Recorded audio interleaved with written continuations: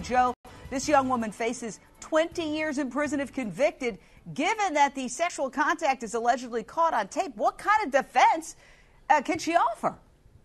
Well, that's a good question, Jay. You know, there's a lot of damning evidence here. Clearly, we have cell phone video footage of this woman allegedly with a group of teenage males. We also have text messages. But, you know, in this alleged video, they do not show the teacher's face. I mean, there's something that she could point at. Now, we do have a tattoo on her back that apparently might identify her. The text messages, she might be able to allege that maybe somebody else was writing the messages, or perhaps the students were even trying to entrap her. I mean, we haven't really heard from defense attorneys yet, but these are a couple of routes they might go down, Jane. In their opening statements, the prosecutors laid out how text messages between Brittany and her students allegedly escalated into sex. Listen to this from KDFW. But then it progressed. It progressed into sexual messages, explicit sexual messages, and then an agreement to meet for sex. Now, her attorney, the defendant's attorney, did not give an opening statement. Lisa Bloom, legal analyst for Avo.com and author of Swagger.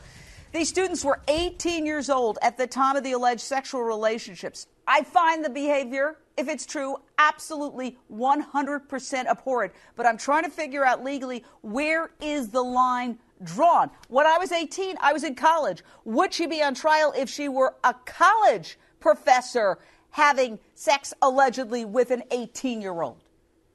I agree with you. If she did this, she should be fired. She should not be teaching again. This is very bad behavior. On the other hand, we are talking about behavior between consenting adults, and sexual behavior between consenting adults in the United States is generally protected. For example, if a CEO has consensual sex with his secretary, she could sue him later for sexual harassment, maybe, but it's not a crime. I mean, there's all kinds of sex that happens in this country between consenting adults that we don't like, but it's no longer criminal. Adulterous sex, for example, no longer criminal, because we don't want to clog up the courts with things like this. Texas, in general, tends to criminalize a lot of behavior and locks up a lot of people, which is not helpful. So my opinion is that maybe she's setting herself up for a constitutional defense on appeal if she loses at trial.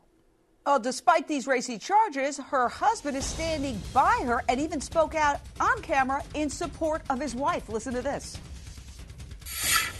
If you know Brittany, you would know that she is an empathetic, compassionate, loving, loyal person. Brittany is a loving mother and continuously puts the needs of our children above her own. Okay, the husband is in the military. He works out of state 325 miles away at Fort Polk in Louisiana. He and the children were never at home when any of these alleged sexual